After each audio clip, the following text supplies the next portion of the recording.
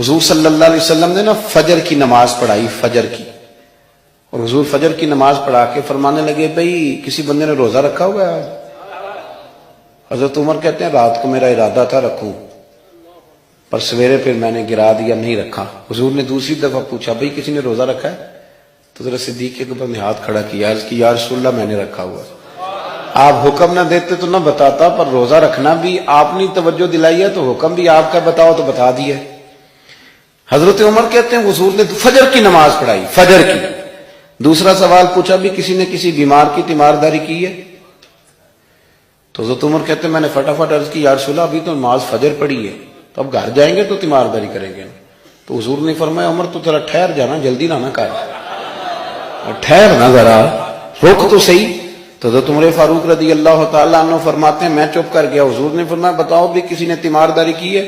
تو صدیق اکبر نے ہاتھ کھڑا کیا، عرض کی یا رسول اللہ عبد الرحمن بن عوف رضی اللہ تعالیٰ عنہ 2-3 دن سے نماز پڑھنے نہیں آ رہے تھے، رات میں نے پتہ کرایا تو پتہ چلا بیمار ہیں، اور حضور مجھے یہ بھی پتہ ہے وہ میرا یار ہے، مجھے پتہ ہے رات کو جلدی سوتا ہے پر تہجد میں ضرور اٹھتا ہے۔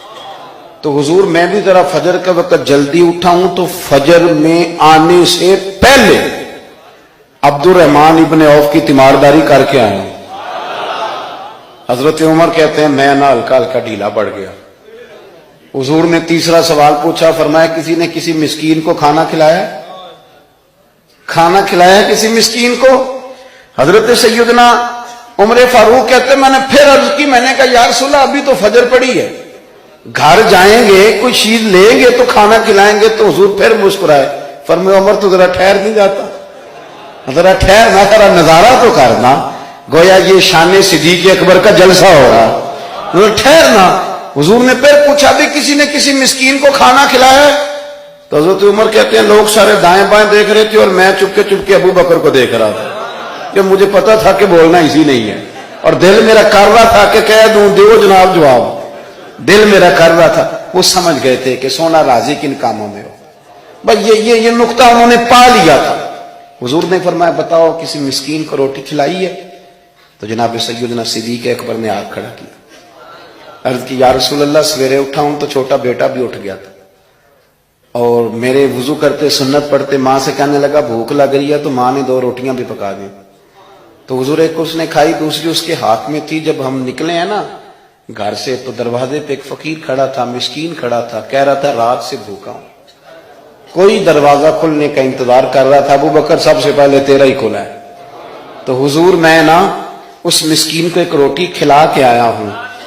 حضرت عمر فاروق کہتے ہیں میں نے گردن جھکا لی، اور میرے رسول کریم نے فرمایا اے اللہ میرے ابو بکر پہ رحم فرما، اللہ میرے ابو بکر۔ وہ سمجھ گئے تھے، مزاج شناست سمجھ آ گئی تھی کہ حضور کن باتوں میں، اور نا اپنے اوپر وہ سارا کچھ طاری کر لیا تھا انہوں نے، طاری، ان کی ادائیں بالکل ڈھل گئی تھی نبی پاک کی اداؤں۔